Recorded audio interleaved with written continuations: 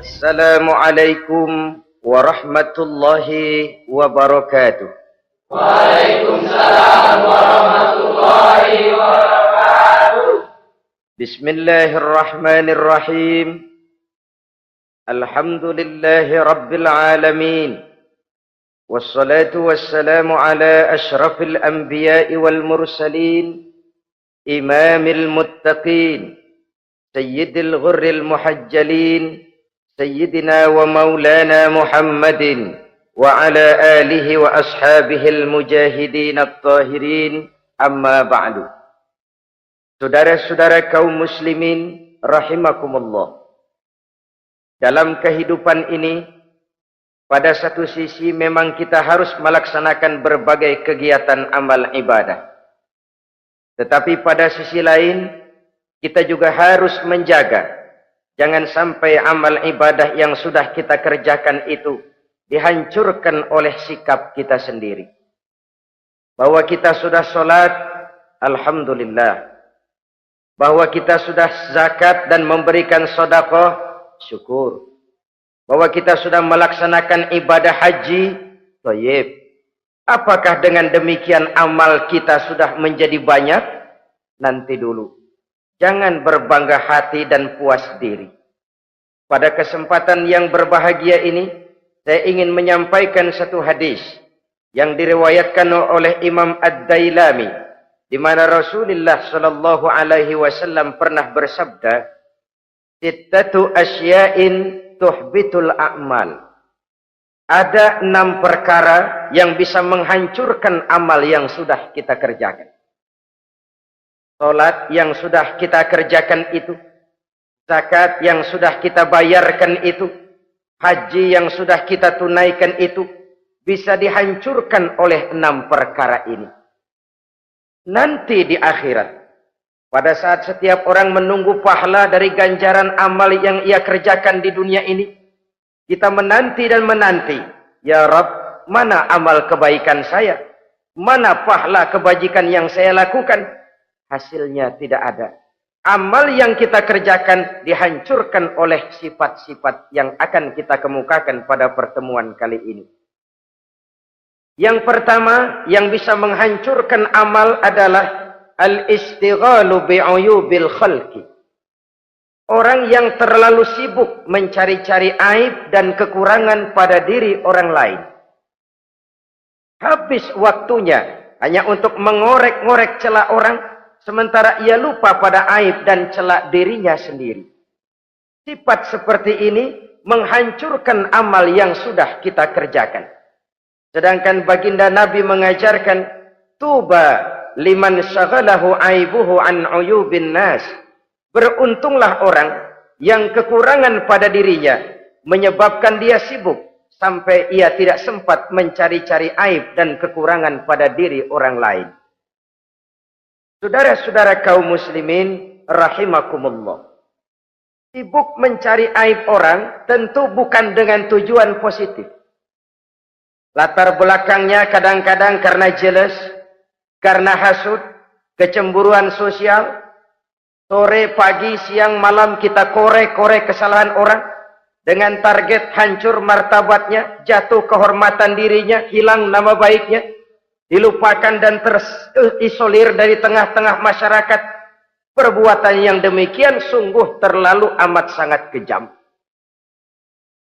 Salat kita, puasa kita, haji kita bisa dihancurkan jikalau kita terlalu sibuk mencari-cari aib orang lain. Muslim dengan muslim itu bersaudara. Kalau kita menganggap muslim yang lain adalah saudara kita, maka aibnya adalah aib kita. Kekurangannya juga adalah kekurangan kita. Pada saat kita melihat pada dirinya terdapat kekurangan, tugas kitalah menutupi. Ini yang dijamin oleh Nabi, man satara musliman satarahullahu fid dunya wal akhirah. Siapa yang menutupi aib dan celah orang-orang beriman, Allah akan menutupi aib dan celaknya di hari akhirat nanti. Zaman sekarang, zaman gosip. Zaman sekarang, zaman isu. Sehingga hal yang 1 meter pun dapat jadi 5 meter. Yang 5 meter dapat saja menjadi 10 meter. Kita sibuk membumbui hal-hal yang kita tidak tahu duduk perkara yang sebenarnya. Bahkan lebih celaka, kadang-kadang kita malah sok tahu. Memberikan vonis dari sudut pandang kita sendiri. Adalah tidak bijaksana jika kita mengukur baju orang lain dengan badan sendiri. Baju orang lain kita ukur pakai badan kita. Tentu saja enggak pas. Begitulah. Terlalu sibuk mencari-cari aib orang lain. Menghancurkan amal ibadah yang sudah kita kerjakan. Na'udzubillah summa na'udzubillah. Kadang-kadang hadir majelis taklim di pengajian. Ngaji setengah jam. Ngomongin orang 2 jam setengah. Tekor, defisit. Belum bergeser dari majelis taklim. Ini kan penyakit rohani. Di mana kedudukan kita antara sesama muslim bagaikan satu tubuh. Kalau yang satu sakit, yang lain ikut merasakan sakit. Yang satu terhina, yang lain ikut merasakan terhina. Jadi pada saat kita melihat aib orang lain, kita ceritakan di mana-mana, kita bongkar di mana-mana. Tentu satu hal yang jelas, kita tidak senang kepada orang itu. Kita tidak senang kepada orang itu. Dan kalau sudah tidak senang, maka fungsi persaudaraan bisa berubah menjadi permusuhan. Oleh sebab itu, kalau ada 2 orang berselisih, boleh kita bohong untuk mendamaikan 2 orang tadi. Misalnya si A sama si B berantem nih, jengkel, marah-marahan. Saudara datang ke rumah si A. A, saya dengar kamu lagi marahan sama B. Iya itu si B, kurang ajar. Bangsat, bajingan, tengik. Pokoknya kalau ketemu, awas. Ah, saya kira sih nggak begitu. A, tadi saya ketemu B, dia bilang malah kangen sama sampean. Dia pengen ketemu. Ingat masa lalu zaman sebantal berdua, sebatang rokok berdua. Dia kangen pengen ketemu. Padahal si B nggak ngomong apa-apa sama saya. Saya olah sedemikian rupa sampai si A tenang. A tenang, saya datang ke rumah B. B, katanya kamu lagi marahan sama si A. Iya tuh A, unyuk, monyet. Udahlah, pokoknya kalau ketemu dia saya hantam habis. Ah, barusan saya ketemu si A, dia bilang pengen ketemu ente. Pengen ngobrol kayak dulu, mengembalikan keharmonisan yang hilang, mengembalikan kehangatan persaudaraan yang lenyap. Si A tenang, si B adem. Kenapa? Karena bohong saya. Kesana saya ademin, kesini saya ademin. Jenis bohong seperti ini berpahala. Kenapa? Tujuannya mendamaikan orang yang sedang berselisih. Tapi kan orang bermental seperti ini jarang. Yang banyak kan tukang kompor sekarang. Taruh angetin, sini angetin, murub deh. Datang sama A, lu marahan sama B. Iya, gue kesel banget sama B. Emang? Wow. Diemang-emangin. Oh, udah dah, pokoknya gue mah kalau jadi elo takut sama si B, gue buka celana, gue pakai rok deh. Si A panas. A panas, datang ke rumah B. Komporin lagi. Dua-duanya panas, koslet, terjadi perkelahian. Biang iblisnya tukang kompornya. Sampai untuk mendamaikan 2 orang yang berselisih. Diizinkan berdusta. Kenapa? Prinsip Islam itu islah. Mencari jalan damai. Bukan mengeruhkan suasana. Inilah realitas di tengah-tengah masyarakat. Enakan ngomporin daripada nyiramin. Enakan manasin daripada mendamaikan 2 orang yang sedang berselisih. Apalagi kalau kita punya kepentingan. Main nimbrung aja kayak toge. Kagak ngerti urusan. Nyampur aja nyampur. Toge kan begitu toge. Ada laksa nimbrung. Ada gado-gado ngikut. Ada kredok masuk. Kagak ngerti juntrungan masalah. Main nyampur aja nyampur. Ini kan tidak objektif namanya. Nah, mental seperti ini. Wah, sholatnya khusyuk. Zakat bayar, sedekah iya. Tapi kalau suka cari-cari aib orang. Jembreng kesalahan orang di mana-mana. Sholatnya, puasanya, hajinya bisa dihancurkan oleh mental yang seperti ini. Jangan bangga-bangga. Sholat saya sudah banyak, puasa saya hebat, mantap. Haji saya tiap tahun mondar-mandir ke Mekah. Tapi kalau mental seperti ini masih ada, waspadalah. Amal yang kita kerjakan bisa hancur oleh mental, sikap mental kita sendiri. Ini yang pertama. Yang bisa menghancurkan amal terlalu sibuk mencari-cari aib orang lain. Satu. Yang kedua, saudara-saudara, wa qaswatul qalbi. Orang yang hatinya keras, tidak mempan diberikan nasihat. Baik nasihat yang datang dari luar dirinya, ataupun nasihat yang datang dari dalam dirinya. Hatinya keras. Dikasih muka tembok, kulit badak, kuping kebo. Makhluk apa namanya itu? Wallahu a'lam. Rai gedek. Pantas ya kalau kita lihat sejarah, Islam itu turun di semenanjung Arabia. Sebagai test case. Masyarakat Arab 14 abad yang lalu dikenal keras, kasar, brutal, primitif. Dari berbagai aspek kehidupan. Standar, kalau di tengah masyarakat yang begitu keras Islam berhasil, masyarakat lain lebih mudah masuk. Rasulullah diutus di Cianjur, lalu dakwahnya sukses, saya nggak kagum. Paling-paling datang Nabi ke Cianjur disambut dengan ramah. Enggak, Rasul. Ayo nama kumaha Rasul wae, ayo nama itu. Pasti aman, damai, tidak ada cerita perang. Tapi Masya Allah, turun di tengah satu struktur sosial yang keras, kasar, primitif. Menghadapi orang yang hatinya keras seperti ini. Apa prinsip kebijaksanaan yang dilaksanakan oleh Rasul dalam menerapkan syariat Islam? Pertama, at-tadrij fit tasyri'. Dalam melaksanakan syariat, prosesnya melalui tahapan. Contoh, jahiliyah dulu itu paling senang sama mabuk. Geng. Binteler. Oh, jahiliyah itu kalau sudah mabuk nggak cuma minum, mandi pakai arak. Subhanallah, mandi pakai arak. Menghadapi masyarakat yang seperti ini, apa strategi syariat Islam? Mula-mula ayat yang turun. Yas'alunaka 'anil khamri wal maisir, qul fihima ismun kabirun wa manafi'un linnas. Mereka bertanya kepada Muhammad tentang arak. Katakan, arak itu ada manfaatnya, tapi juga ada bahayanya. Bahayanya lebih besar daripada manfaatnya. Tidak diharamkan dulu, tidak. Cuman dikasih sen. Teler emang enak. Oh, melayang ke langit. Cuman ada bahayanya. Bahayanya lebih besar daripada manfaatnya. Dikasih gambaran, dikasih sen.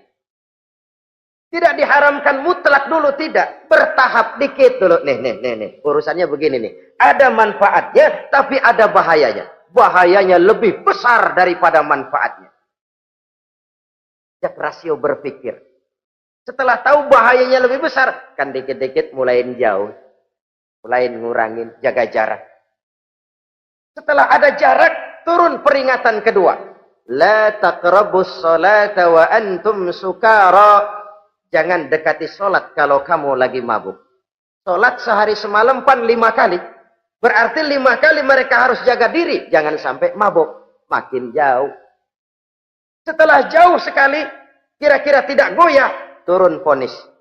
Innamal khamru wal maisir wal ansabu wal azlamu rijsun min amali syaitan fajtanibu la'allakum tuflihun. Arak itu najis, kotor, perbuatan setan. Jauhi, pasti kamu akan beruntung. Baru timbul hukum haramnya. Orang udah nggak kaget. Kenapa? Pagi-pagi udah dikasih sen. Bahayanya lebih besar. Kalau sholat jangan, kalau mabuk jangan mendekati sholat. Makin jauh. Ini tahapan. Sama juga kita kan. Begitu jebrol lahirnya cuman susu ibu. Gedean dikit sang ambon. Kan gitu.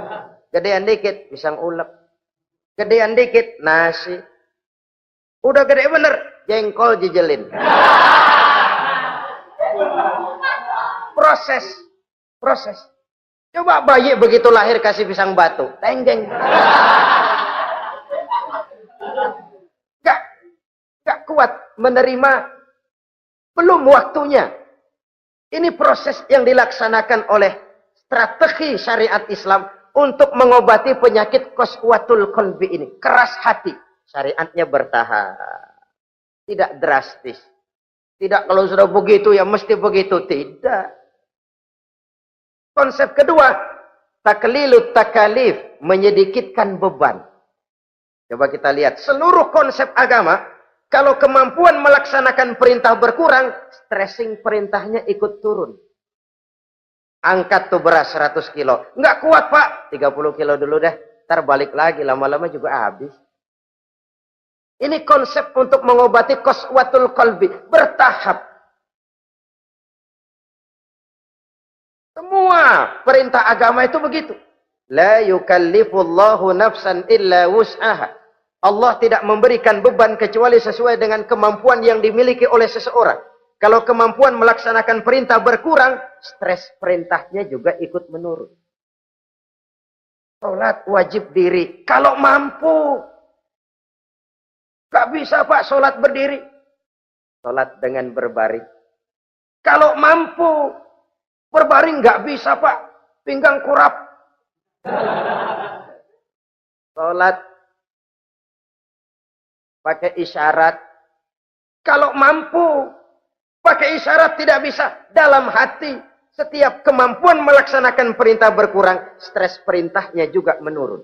Taklilut takalif ini juga salah satu strategi mengantisipasi kerasnya hati. Nah. Konsep yang ketiga dari syariat, al-musawat bainan nas fi takalifil ahkam. Persamaan terhadap manusia di dalam berhadapan dengan hukum Allah. Kadang orang yang hatinya keras itu, logikanya jalan, ngukur suasana. Gimana sih lo? Menggerib kagak mau ke masjid? No, yang Pak Haji masih di perapatan. Yang Pak Haji disebut.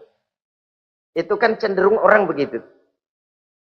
Kalau dia nyolong ayam, dia tunjuk orang yang nyolong kambing. Ini apologi namanya. Kenapa lo nyolong ayam? No, yang maling kambing urusin, gedean. Apologi. Lah kapan mau beres kalau begitu? Tidak introspeksi, tidak self correction. Itu apologi. Untuk menutupi kelemahan diri, menunjuk kesalahan orang lain yang lebih besar. Itu kan nggak jantan namanya. Apologi. Tidak ada sifat untuk memperbaiki diri sendiri.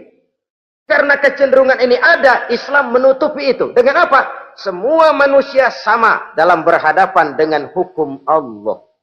Gak ada iri hati dalam hukum Islam ini. Salat wajib. Wajib. Bagi siapa? Yang sudah balik dan mampu. Terhadap semua strata. Jenderal wajib, kopral wajib. Apalagi hansip. Tidak ada fasilitas. Wah kamu jenderal nggak apa-apa dah sembahyang setahun 2 kali. Idul Fitri aja sama Idul Adha. Enggak tuh. Semua manusia sama dalam berhadapan dengan hukum Allah. Itu yang Nabi ingatkan. Orang-orang sebelum kamu dahulu hancur. Umat-umat sebelum ini rusak binasa. Kenapa? Karena mereka kalau orang kecil berbuat salah. Hukum cepat-cepat ditegakkan. Tapi kalau yang besar berbuat salah. Mereka diam pura-pura tidak tahu. Jadi apa ini? Yang namanya mafia peradilan bukan cuma zaman ayeuna. Sejak zaman sebelum Islam Nabi sudah mengingatkan. Mereka dahulu hancur. Kenapa? Kalau orang kecil berbuat salah, hukum buru-buru ditegakkan. Rame-rame dikeroyokin. Giliran yang gede berbuat salah, diam pura-pura enggak tahu. Hukum pakai pandang bulu. Saudara-saudara kaum muslimin rahimakumullah. Oleh karena itu orang yang keras hati itu bisa merusak amalnya sendiri. Enggak mempan nasihat, rai gedek, muka-muka cuek. Baik nasihat yang dari luar maupun nasihat yang dari dalam enggak mempan. Kan dalam hidup ini ada nasihat dari luar, dari orang lain, bisa dari fenomena kehidupan. Ini juga nasihat. Oh, dia itu kaya tapi pelit. Hatinya begitu ya. Katanya menteleng. Itu kan nasihat. Itu kan nasihat. Oh, dia waktu berkuasa tapi zalim, matinya begitu. Perutnya pancung.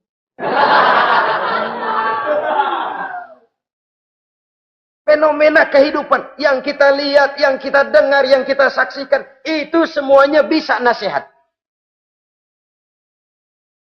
Unzuru kaifa kana akibatul mukadzibin. Lihat kehidupan ini. Dunia ini kan sebuah sekolahan besar. Semua yang kita lihat, kita saksikan, kita pelajari, bisa jadi contoh buat kita. Orang yang bijak, yang bisa mengambil hikmah dari manapun datangnya. Baik dari yang baik, maupun yang dari yang tidak baik. Saudara-saudara kaum muslimin, rahimakumullah. Nasihat yang datang dari luar. Dari orang atau dari fenomena kehidupan. Atau nasihat yang tumbuh dari dalam diri sendiri. Perubahan organisme tubuh. Itu kan nasihat. Ya Allah. Sekarang cantik jelita. Iya, sedang sweet 17-an. Rambutnya hitam, ikal berderai. Iya, semua memuja, memuji. Alisnya katanya laksana semut beriring. Dagunya bak pauh dilayang.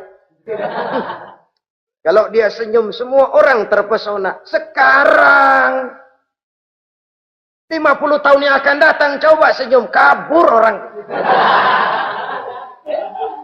Fenomena kehidupan. Apa yang tidak berakhir? Kenapa harus keras hati? Kita kata kita berkuasa, berapa hari kita punya jabatan? Kita kata kita kaya, berapa banyak harta kita?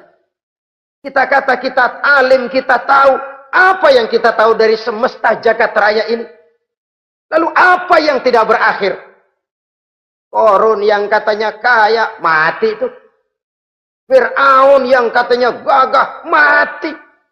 Napoleon Bonaparte, the Lion of Europe, singa daratan Eropa, mati. Saking matinya, mati.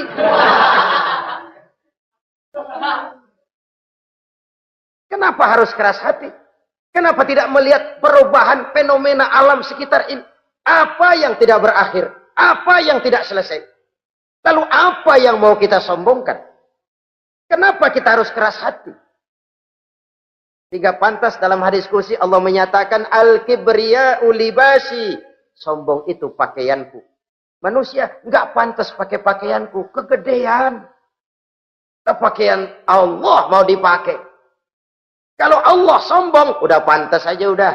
Kenapa? Kagak ada Tuhan lain selain dia. Udah pantas dia nyombong. Kita nyombong apaan? Oleh sebab itu, beruntung orang kalau diberikan hati yang lembut, mudah menerima kebenaran, peka terhadap kesulitan orang lain, ringan tangan memberikan pertolongan buat mereka yang memang memerlukan. Dan enggak semua orang dikasih begitu. Enggak semua orang.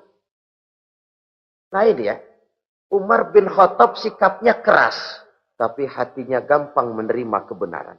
Nah, lain loh orang kayak begini. Keras sikap boleh keras, tapi hati mudah menerima kebenaran. Wah, kalau Umar kerasnya kan luar biasa.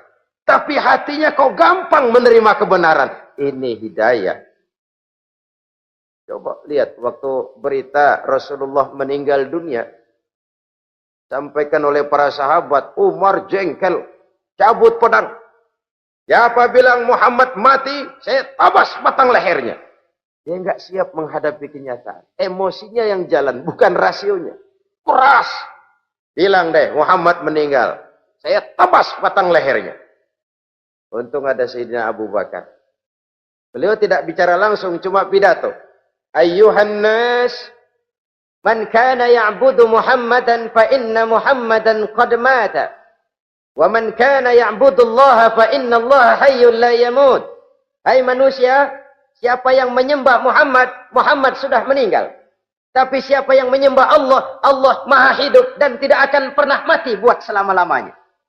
Sayyidina Umar tersentak. Subhanallah, saya salah. Bagaimanapun Muhammad hanya seorang manusia. saya cinta dia, saya suka dia, nyawa saya pertaruhkan untuk dia. Tapi dia manusia dan saya tidak menyembah Muhammad. Ia sadar akan kekeliruannya, berlinang air matanya. Keras sikapnya, tapi lembut hatinya. Nah, yang kayak begini, bagus. Ini udah sikap keras, hati keras, yaitu tadi. Muka tembok, kulit buadak, kuping kebo. Diapain aja udah nggak mempan aja udah. Susah yang kayak begini. Saudara-saudara, ma'asyiral muslimin rahimakumullah. Jadi yang kedua yang bisa menghancurkan amal kita, orang yang hatinya keras. Wah. Yang ketiga sekarang, yang bisa menghancurkan amal kita itu wa hubbud dunya. Orang yang terlalu cinta kepada dunia. Nih, pakai kalimat terlalu ya. Kalau sekadar cinta kepada dunia, why not? Kita cinta anak dan istri, wajar. Kita cinta harta benda, tentu. Kita cinta sanak famili dan seluruh handai tolan, memang. Kita juga cinta kepada bangsa dan tanah air. Itu bagian dari iman, persilahkan. Yang tidak boleh itu kalau sudah pakai kalimat terlalu. Terlalu. Sebab kalau sudah terlalu, itu sudah di luar kontrol. Orang lalu menghalalkan segala cara. Terlalu cinta kepada jabatan. Akhirnya bergeser. Sholat menghadap Allah. Dengar mau pindah jabatan ke tempat kering. Gerasak gerusuk nyari dukun. Ini kan namanya iya kanak budu wa dukun nasta'in. Nggak bisa wong itu satu paket. Kalau iya kanak budu wa iya kanasta'in. Kalau hanya kepadamu ya Allah kami menyembah, hanya kepadamu kami minta tolong. Ini paket, jangan dipisah-pisah. Menyembahnya kepada Allah, minta tolongnya kepada yang lain. Sinkret, bercampur. Iya, kalau es campur enak. Tapi kalau agama dicampur dengan yang lain, nggak enak rasanya. Sama juga begini, ada gelas ya. Kalau sepenuhnya diisi bensin, itu ketahuan, bisa diminum motor. Kalau sepenuhnya diisi air putih, jelas bisa diminum orang. Tapi begitu separuh diisi bensin, separuh diisi air putih, kacau dah. Motor minum, mogok. Orang minum, mabok.